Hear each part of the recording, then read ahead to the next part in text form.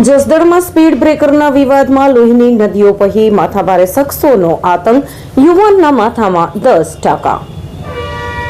માતાને બચાવવા વચ્ચે પડેલા પુત્ર પર લોખંડના પાઇપ અને છરી વડે ખૂની હુમલો કરાતા હાલત નાજુક હોવાથી રાજકોટ રિફર કરાયો. જસદણની ગિબન્સન સોસાયટીમાં કાયદો અને વ્યવસ્થાની સ્થિતિ કથળી હોવો તેવો ઘાતકી કિસ્સો પ્રકાશમાં આવ્યો છે. નગરપાલિકા દ્વારા જનહિતમાં મૂકવામાં આવેલા સ્પીડ બ્રેકર જેવી નજીવી બાબતનો ખાર રાખી પડોશમાં રહેતા શખ્સોએ એક પરિવાર પર હિંસક હુમલો કરી આતંક મચાવ્યો હતો. આ હુમલામાં ગંભીર રીતે ઘાયલ થયેલા યુવાનને માથાના ભાગે 10 ટાંકા આવ્યા છે અને હાલમાં તે રાજકોટની હોસ્પિટલમાં જીવન મરણ વચ્ચે ઝોલા ખાઈ રહ્યો છે.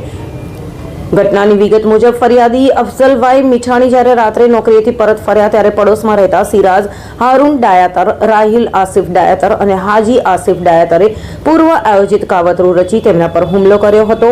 આરોપીઓએ ગાળો આપી લોખંડના પાઇપ વડે અફઝલભાઈના માથા પર ઘા ઝીકી દીધા લોહી લુહાણ હાલતમાં તેઓ ઢળી પડ્યા હતા.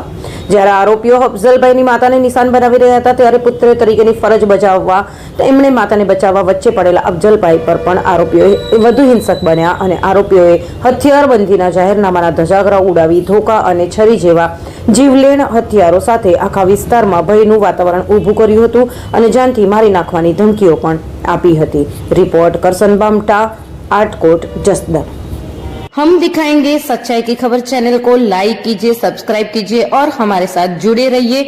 हम दिखाएंगे आपको सच्चाई की खबर.